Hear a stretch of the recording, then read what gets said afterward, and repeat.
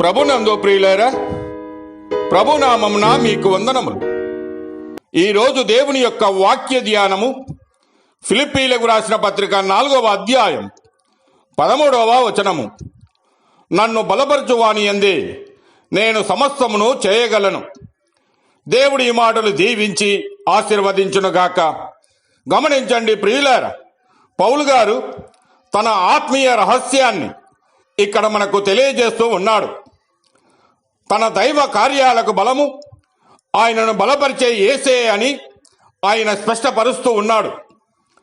ఆయన బలపరచకపోతే నేను బలపడలేను. ఆయన బలము లేకుండా నేను వ్యక్తిగతంగా నేనుగా ఏమీ చేయలేనని తెలియజేస్తూ ఉన్నాడు. సంసోను దేవుని ఈ విధముగా ప్రార్థిస్తున్నాడు. న్యాయాధిపతుల గ్రంథము 16వ అధ్యాయము 28వ వచనములో ఈసారి మాత్రమే నన్ను బలపరచమని అంటూ ఉన్నాడు. ఎందుకు అంటే తన జీవితంలో జరిగిన సంఘటనలే కారణం.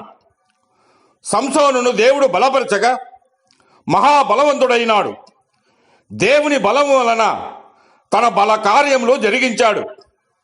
అయితే సంసోను తాను చేసిన కార్యములన్నిటికీ తానే కారకుడునని, తన బలమే అని భ్రమించి చివరికి మరణమునకు చేరువైనాడు. కొరింథీయులకు రాసిన పత్రిక 2వ పత్రిక 10వ అధ్యాయము 17వ వచనంలో అతిశయించువాడు ప్రభువునందే అతిశయించవలెనని వ్రాయబడి ఉన్నది.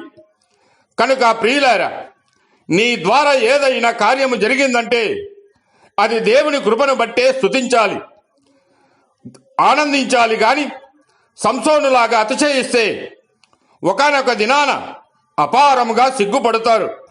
దేవుడు మిమ్మల్ని దీవించి ఆశీర్వదించునుగాక.